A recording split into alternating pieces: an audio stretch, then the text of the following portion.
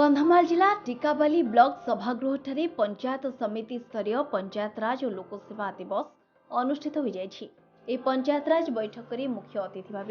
जोगदे block अध्यक्ष श्री दिलीप कंवर, गोष्ठी उन्नयन अधिकारी श्री मनोज कुमार पाढ़ी, अतिरिक्त गोष्ठी उन्नयन अधिकारी श्री सुनील कुमार मल्लिक,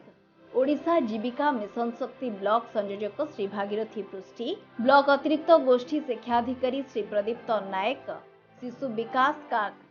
शिशु विकास अधिकारिणी श्रीमती पानमणि हांसदा प्रमुख उपस्थित रही बैठक अनुष्ठित होता।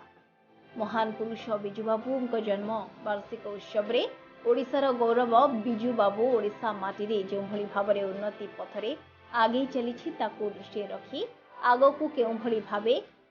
सरकारी योजना लोकों पाखरे पहुंची पारिबो सेने सचेतनता करा जायतिला। उक्त बैठक में उपस्थित थिले टिकाबाली ब्लॉक 11टी पंचायत सरपंच समिति सभ्य और सांबादिक बंधु एवं ब्लॉक समस्त कर्मचारी प्रमुख उपस्थित रही शांति श्रृंखला सहित कार्यक्रम को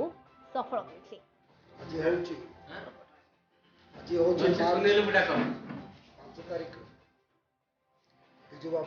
स्वर्गत विजु पट्टनायक जन्म दिवस मार्च 5 तारिख यह दिवस लोक सेवा दिवस पर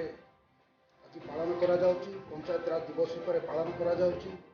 जहाँकि विजु बाबूंकर स्वप्न थिला ओडिशा गोटे समृद्ध राज्य उपर गढ़ी तोलिया पाई तांकर जो स्वप्न थिला से अधूरा स्वप्न को आमर मान्यवर मुख्यमंत्री साकार करछंती। से परिप्रेक्षी में आज दिन में समस्त उपस्थित अच्छा आम मानकर वीडियो महोदय उपस्थित अच्छा, एबीडीओ महोदय एबीडीओ अच्छा समस्त पंचायत लेवल रे सरपंच समिति सभ्य समस्त उपस्थित अच्छा,